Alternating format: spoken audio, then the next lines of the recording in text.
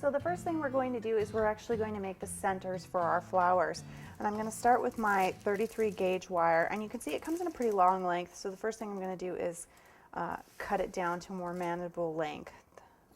I'm going to actually be cutting this in thirds, as close to thirds as I can get it. Doesn't need to be too precise. That if you have a particularly difficult shape, you want to incorporate design elements that are going to help disguise any problem areas that you might have.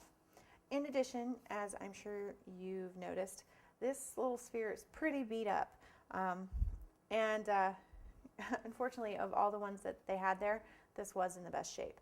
I have sanded down a lot of the rougher areas. You'll notice there's kind of this hole in the bottom. That's actually our reference point. This is going to be the bottom of our sphere. And this is a really good example of what your Crisco can do for you as far as your styrofoam pieces. So we're going to go ahead and slather this really, really well, and then we're going to cover it with fondant.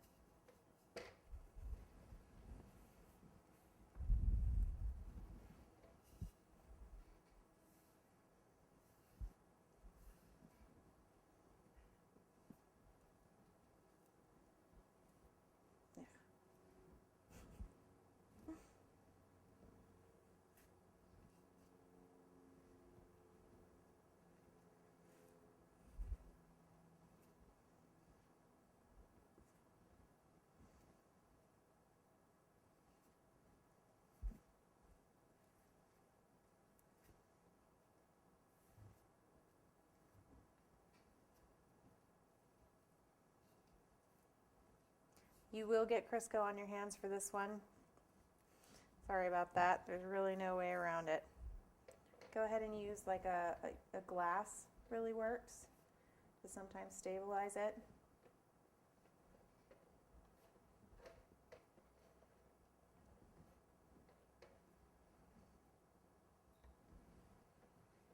All right, there we go. Now go ahead and find that hole that we want on the bottom and make sure that that is in the middle of the glass.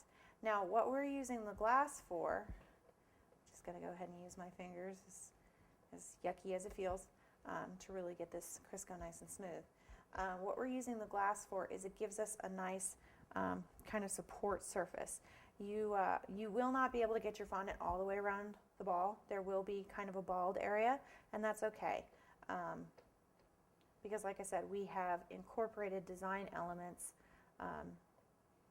into the top portion of our cake that are going to cover those flaws. So keep that in mind and don't get discouraged.